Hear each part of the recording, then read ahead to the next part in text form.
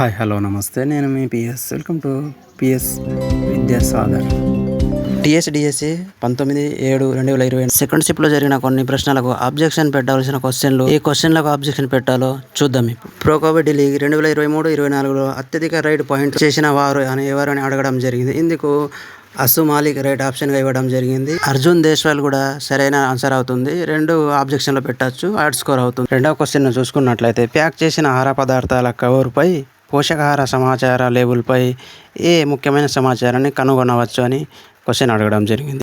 దీనికి సరైన ఆన్సర్లు 2, 3, 4 కూడా అయ్యే అవకాశం ఉంది. ఒకసారి చూసుకొని ఆబ్జెక్షన్ పెట్టుకోండి. క్వశ్చన్: రాజ్యాంగం పరంగా పంచాయతీల్లో మహిళలకు రిజర్వ్ చేయబడిన సీట్ల శాతం. దీనికి 6th క్లాస్లో ఖచ్చితంగా 50% అని ఉంది, కానీ ఇది కరెంట్ అఫైర్స్లో అడగడం జరిగింది. కావున ఆప్షన్ 3, 4 ఒకసారి చూసుకొని ఆబ్జెక్షన్ పెట్టుకోండి. తర్వాత క్వశ్చన్ చూసుకున్నట్లయితే పుట్టిన తర్వాత పిల్లల యొక్క తల పరిమాణం పెరుగుదల రేటు జనన పూర్వ దశతో పోలిస్తే ఏ విధంగా ఉంటుందని అడగడం జరిగింది.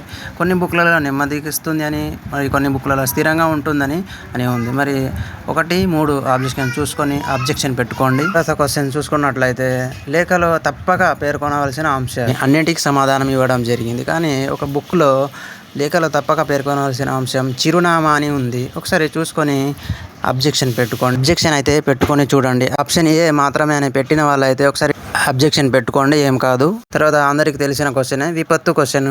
దీనికి అన్ని సరైన సమాధానాలే రావడం జరుగుతుంది, కానీ ఆప్షన్లో లేదు. దీనికి కూడా అబ్జెక్షన్ పెట్టుకోవచ్చు. తర్వాత క్వశ్చన్: ఒక విద్యార్థి అకర్ణీయ సంఖ్యలో భిన్నాల మధ్య భేదాలు చెప్పగలడు అనే ఏ విద్యా ప్రమాణానికి సంబంధించింది అని అడగడం జరిగింది. దీనికి కారణాలు నిరూపణ అని ఆన్సర్ ఇవ్వడం జరిగింది. అని కొందరు వ్యక్తపరచడం కూడా అవుతుంది అంటున్నారు.